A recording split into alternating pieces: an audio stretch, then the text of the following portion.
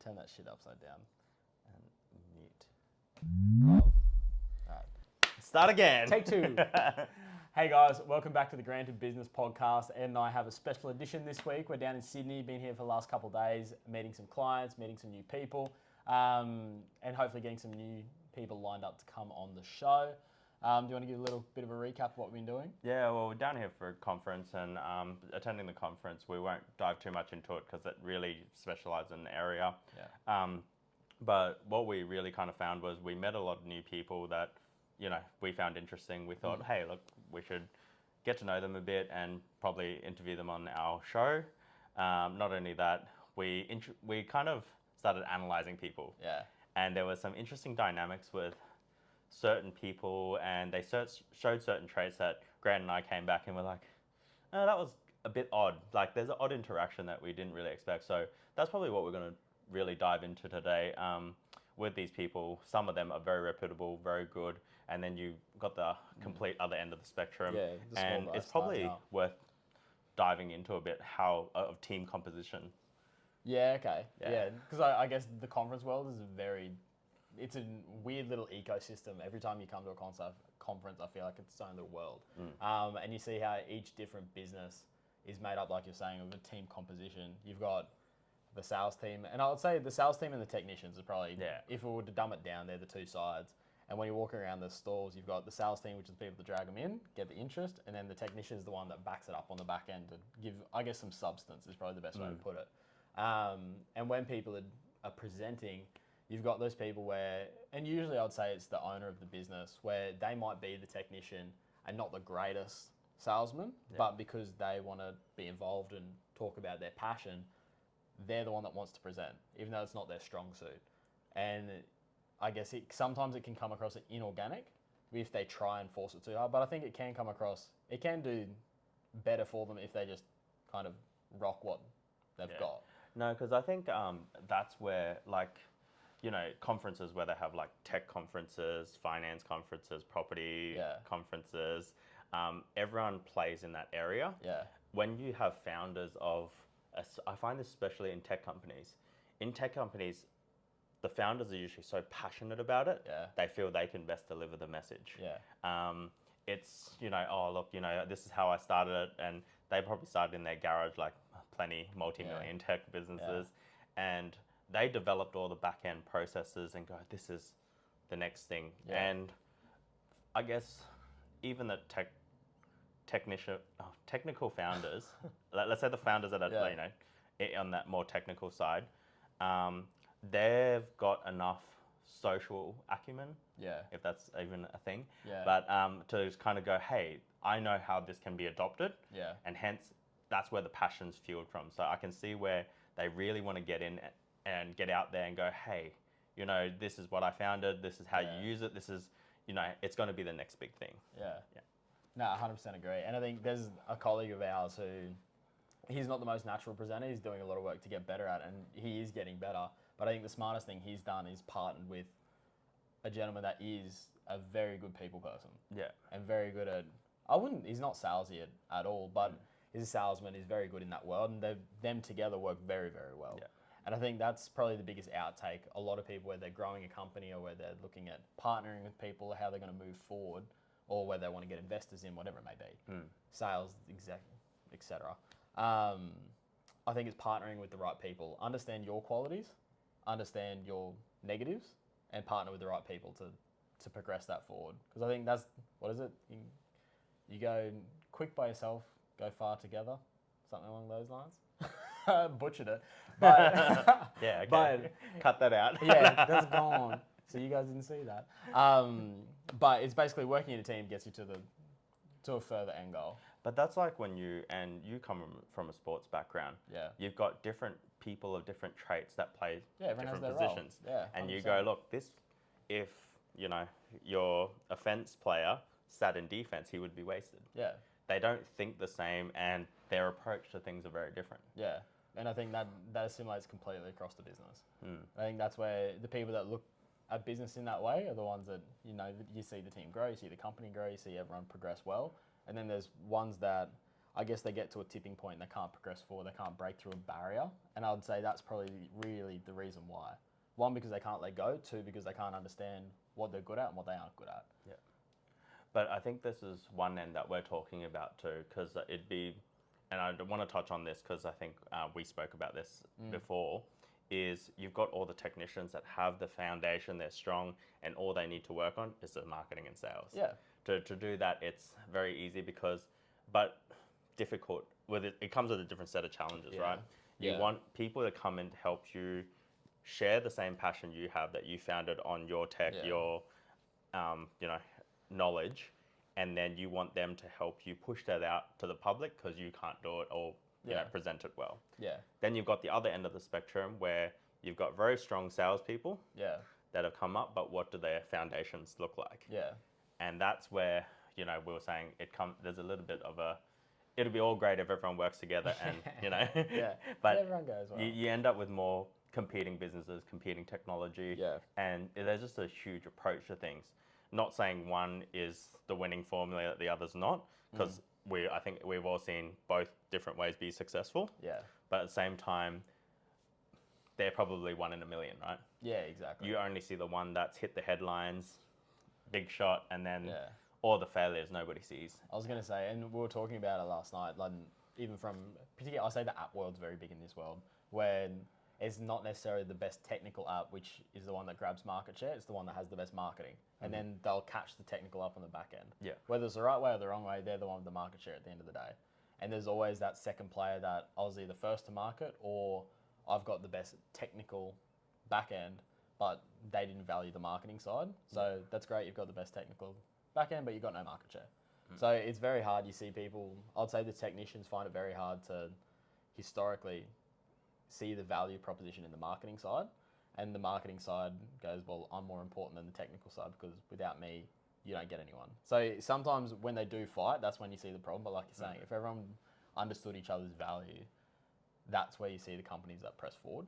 And I guess that's the other side is perception is 9/10 of reality is my favorite saying. And you see that a lot, particularly in the capital raising world, in the investing world, where anyone that is looking at doing that sort of thing, yes, perception is there, but you need to do your due diligence on it because I think there's a lot of people where sales can be the pitch can be amazing, but unless you understand the back end of it and you understand the substance of it, that's where you see, I'd say a lot of mum and dads particularly get burnt because they're not spending the time or not understanding to dig into the technical depth. Well, I think that's one of the things that it's really important to, I guess, the general public and the young adults and audience that we're recording this for. It's always do your due diligence. Don't buy into things from hype. Yeah. Because I think hype is, where all the Wall Street bets, pump and dumps. Dogecoin, bro. Yeah, Dogecoin, all of that comes from. But like in saying that, Dogecoin, people that back it and done their research will support it to the end. Yeah, exactly. But your everyday retail investor is it tanked. What the hell? I'm going to sell out to cut my losses. Yeah. That's the mentality. But the guys that have made a lot in crypto have all been like, they bought in so early, believed in the tech, they sat through, they lost 90% of the portfolio value, came back and oh man, you're a millionaire from Dogecoin. I wish I got in. Yeah. Guarantee you, they're again another one in a million that managed to ride through all the ups and downs, but because they believed in the fundamental. Yeah. And so that's where I'm just like, that translates to companies, Yeah, it translates to companies, translates to any investments and things that mum and dads do. Yeah. But a lot of it, it's just like, and I hear this a lot from my aunties, my uncles, my mum and dad. Yeah. It's like, I invested in this, made me 30%. You should do it. Yeah. Makes me 30% year on year. Yeah. And they're like, oh, okay, sounds good. And they put the money in, and when it doesn't perform, why did I make money? Exactly. Yeah. and I think that's the biggest thing with retail, I guess investors, where you're following things a lot on hype and not doing the right due diligence. Yeah. And I guess that's why from this capital raising space, ASIC protects the retail mum and dad investors. Yeah. But on the other side, your wholesale sophisticated look at those, clauses of protection and go, this means nothing to me. Yeah. Because I'm more interested in the figures. They know what to dive down and what to look for. Yeah. And I guess that's something that we want to push out is ensure that if you don't know how to do the due diligence, talk to somebody that knows. Yeah. Whether it's property, talk to a property professional. If it's companies, talk to an accountant. Yeah. You know, if you're starting to plan your financial investments, maybe a financial planner, if that's not your area of expertise. Yeah. You know, I think business owners, and you and I have our opinions on financial planners, but it'll be good to get one on we will. our show as well. Just to put into perspective. And we started going, it's the mum and dads that are busy every day, don't have the time to go through and spend hours on the due diligence to then go, hey, let the financial planner, who's the expert, do the research on that. Yeah. Agreed. Easy. Yeah. But when you do, you want to finish? No, keep going. I've got a lot. I can do this whole content thing. I wanted to ask you, in the business broking space, which I know you've done a bit of. Yeah. Obviously, a lot of business brokers are property licensed by trade, right? Like a real estate agent by trade. You have the same license, but do you find that a lot of the business brokers that transact don't actually understand business? Or do you find like they usually upskill in that area to become? I would say, like any industry, it depends on who you get. There's guys that I've met that are very good and are very good at nutting down onto the numbers of, like, they can go across, I guess, multiple industries and understand where the metrics should sit in terms of profit margins, revenue, staffing, the whole shebang. And they're brilliant, but you also get a lot that they bought a cafe once and they go, I bought a business, so I'm a business broker now. So really horses for courses. Like, I'd say it's no different to the property industry. You have your guys that spend the time to upskill and understand, and they're the ones that you want to work with. So if you are looking at working through a business broker, I'll talk to at least 2 or 3 minimum. I recommend usually talking to a couple of accountants as well. I was going to say, usually the good ones come from an accounting background. Yeah. I would say. Like a lot of the ones that just dabble in it aren't that great. But the guys that do come from an accounting background, I'd say they're usually the ones that are a bit more robust in understanding what they should be doing. And do you think it's worthwhile talking to a business broker that's working on your side just to do the DD on the business? Obviously, you look at a business broker, it's like real estate agents where a lot of people agree the real estate agent's working for the seller. So how do you know you're getting the best price or good value for money? You engage a buyer's agent, whatever. Is there such service for a business broker? I'd probably go to your accountant, to be honest, as opposed to a business broker. If you were going to buy, if it's an industry that you're unfamiliar with, that's a whole other kettle of fish in terms of like whether you should be going into it or not. But definitely talk to an accountant. But if it's an industry that you are relatively familiar with, or not, sorry, I'll backtrack on that. Talk to, I'd say, business owners in that industry if you are able to. It's much like someone buying a house and say, talk to the neighbours to see what the neighbourhood's like. If you're going into manufacturing and say it's a bolt onto your business, but you've never necessarily done that form of manufacturing, talk to guys that do it. Understand where the trials and tribulations are. They might not be happy to talk to you, but if you can find 1 or 2 that do, or even an accountant that specialises in that industry. Well, that's a few of those clients even. Exactly. Then at least you can get a better understanding of what you're looking at. That's probably my best thought on it. Yeah, I think it's always worth going to see, because not all accountants are equal as well. Yeah. I think the accountants that do that business advisory piece or potentially business coach, but most people will have someone in their network. Yeah. If it's not direct, your aunties, your uncles, your ask neighbor, around, somebody would know somebody that they could refer to you. That's, you know, look, talk to this person. They'll at least put you on the right track if you're way off. Yeah, exactly. And don't be afraid to ask. If you're looking at talking to a couple of accounts, ask what their clientele work in. Don't be afraid to ask. A lot of them are happy to talk to you about it. A lot of people are usually afraid to. But at the end of the day, if you're making a lifestyle decision on buying a business, you'd rather spend an extra little bit of time asking those questions than just pulling the trigger and regretting it. Yeah, definitely. And I think a lot of accountants, lawyers, brokers, advisors, coaches, they may not tell you the name and the specifics of a business, but they'll be able to give you a general overview if they have experience in those industries. Yeah, 100%. 100%. Like, obviously, lawyers are bound by privacy where they go, oh, you know, we can't get into details and names, but they can go, look, this happened and got to this result, but because of X, Y, Z, make sure you have these in your purchasing contract or whatnot. But it's really just navigating the world, and I guess this is what our whole show is really trying to do. We've had 3 guests now, and those 3 guests have their great opinions, right, and how they've navigated the world and done what they do. So obviously Lisa with her networking, Jordan and his HR, how his lead gen. He's a different view on it altogether. And then you've got obviously Mitchie from RSM in a larger corporation. That's a different model all to itself. So I think that puts credence into there's no one size fits all. There's no one specific way to do it. Whether it be grow a business, get leads, get sales, whatever it may be, bring a team member in. Really, it's always going to be horses for courses, and you work out what works best for you. Get punched in the face along the way and enjoy the ride, baby. That's it. There's a few more things though. We can chop these, but what did we really talk? Oh, salespeople. So as we were saying earlier on, we mentioned we met people that were really good in sales. And the technicians.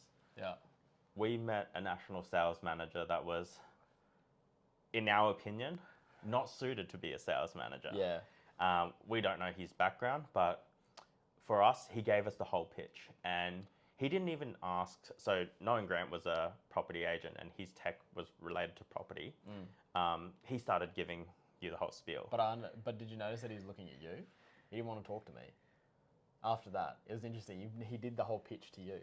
Oh, really? Yeah, because I think from what he's saying, and this is the interesting thing when people engage sales people for a specific task without understanding the product that they're trying to sell, whether it be tech, a service, whatever it may be, because there's a lot of holes that we could poke in it, particularly being an agent where he's saying there's no competitors in the market, when as an agent, I know there's competitors because I use them. But if he says that to me, I can poke that hole. Whereas you not being an agent, not that he knew what you do, it's easier for him to get that across and you go, it's great, sounds really good. And I think that's the biggest, I guess, understanding, because even you at the end were starting to ask questions that he couldn't answer. And that's where the value's lost straight away. Because other than that, like, we understand the value proposition that they're trying to put and what they're trying to pitch forward. I felt he was pitching you. Oh, and really? I felt he was pitching you, and I was just standing there listening. So I actually didn't feel like he was pitching me. I felt like he was pitching you as the agent. And remember, he followed up and had his firm follow up with you, not me. I didn't give him my number. I gave him my card though. Oh, okay. Yes. I guess so. I didn't give, and he didn't. See, I didn't feel it because he was looking at you the whole time. He barely made eye contact with me. Yeah, because he was talking like, I was standing just over there. Imagine Grant was here, but he was going like this a lot. And I thought he was very to you. So from that aspect, and see, he's meant to be the sales expert. But even as, I guess from that point of view, we were the potential client prospects. We felt that sales pitch was so rehearsed, so forced. Robotic. Yeah, it was robotic. It didn't build rapport. It didn't, and I didn't hear him ask any questions as to where the difficulties that you see. This is the platform that will, streamline your whole property transaction process. And I'm standing there just listening, and he starts boasting different bit larger firms that he works with. Then I start poking holes at it and trying to break it. And as salespeople, you want your salespeople to really know your product. 100%. Your product or service, because you're always going to get an objection, whether in everything you do, right? You see it in property, I see it in finance. People go, hey, look, Joe Blogg's, my neighbor's getting 0.5% cheaper than me. Why am I paying this rate? And so I can get you that rate if you fit X, Y, Z. Because you don't fit this. And those are the objections as a finance professional that we face. So it's very different. But on a sales side, people, if they're going to engage in your service, they want to know what value you're adding. So I think especially when you're a startup or a new business, I think that's where you really need to understand what you're doing. Because you're trying to pitch a new idea. You don't have a reputation. Exactly. Like, people understand what you do. That your industry has been around for a long time. Whereas, and vice versa for me. But if you're trying to pitch a new business, it's very hard, particularly a new tech service. Because there's no track record, you need to know it in and out and how you're going to fix the problem that you're trying to solve. And if anyone throws curveballs at you, you need to be able to answer it. and we'll get a couple of tech companies on. Yeah. Actually, it'll be interesting to see how they navigated that. Yeah, because no doubt they would have had objections, and I would expect that to be a very normal part of sales training, right? Yeah. You usually, because there's a process and then there's objections, and then you overcome objections to close the sale, essentially. Yeah, but I think that's when. So I was talking to someone this morning. Actually, she's in sales. She's a sales rep, for one of the portals. But it's interesting when people in that sales world go through that formal sales training, whereas I've never been through sales training per se. And I think particularly the ones that come from large corporations that do get put, the 7-step process of closing a sale, they're the ones where it does come across very inauthentic. Whereas, like, oh mate, yesterday would have been far better just have a yarn, ask us about what we do, what problems do we see in the market, these are the problems that we can solve, do it in a way where it's not, you could almost see, and he said, okay, tick that off. Yeah, next stage, tick that off. Next stage, tick that off. And you can sit there and zone out and you go, are we up to the close now? Yeah. Like you're waiting for it to come, which I think when you're actually trying to build rapport with people, it doesn't work. And particularly now, I think back in the day, that sort of sales process worked very well. Back in the telemarketer day, that sort of thing. But I think everyone's far more personable and touchy-feely now. People want to feel like you get service. Yeah, well, I remember seeing, we're all on YouTube, right? On YouTube, there was this salesperson in America. Yeah. And I swear he was selling like window cleaner or something. Yeah. He's a door knocker, he knocks, and he's just like, oh, look, you need to buy this is the best product, and starts cleaning the windows. And the way, and I was just like, he's a good salesperson because he makes me want to buy. Yeah. Like he's so joyful, cheery, energetic. Yeah. But then on the other end of the spectrum, you've got those people that are so energetic that you just like back off. Yeah, chill up. And I think it's a very fine line, right? Yeah, I agree. And I don't know, even myself, I don't know where that sits, but from a consumer point of view, keep bumping my mic, from a consumer point of view, it's like, wow, that guy's amazing. He showed me and I can see, and he was like, yeah, look how clean, look, you can see me smile, it's beautiful, clean. And like just things like that. And you're like, he's a funny, it makes it funny, relaxing, and you can go, oh, hey, look, it down your throat. Look, I'll try that window cleaner. Then you've got those super high energetic people, and I honestly feel it's that negative connotation that they put on. Yeah. If you don't buy this, you're missing out on it. Yeah. Well, and a lot of people have that on their sales, right? Yeah. And I get it because they're trying to create scarcity. Create fear, And then, fear of missing out. Your neighbor bought it, they bought it. Yeah. If you don't buy it. Do you want to be the only one without it? Yeah.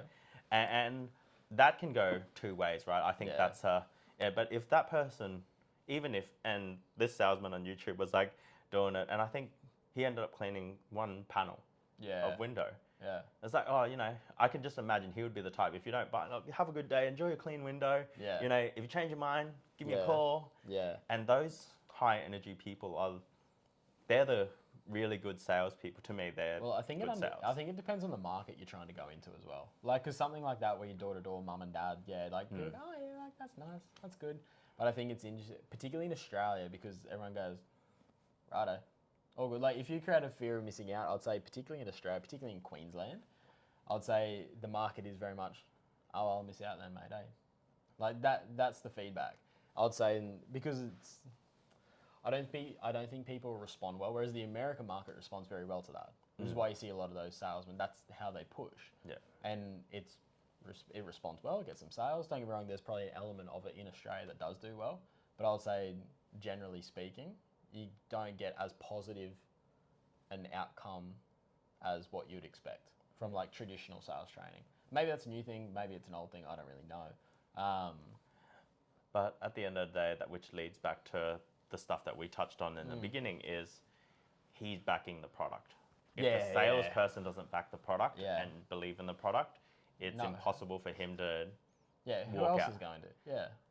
Yeah. So from that aspect, and the robotic salespeople that we were just talking about, I guess if whoever's looking to start a business, you really have to think about your marketing. And there's a lot of confusion always between marketing and sales. Yeah. It's kind of like it comes hand in hand. Yeah, but it's different. Yeah. Right?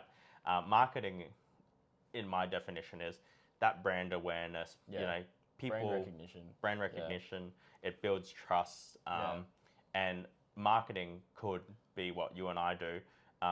I'm not very big on, the online, the socials for my business, but mine is delivering good service to my clients. So my brand, my marketing branding is a good reputation out on the market. Yeah. So I treat that as marketing. Yeah. Sales is when job comes in and I go, okay, well, now I've got to do it and perform to keep my brand consistent and my marketing. So marketing and sales has to support each other. Yeah.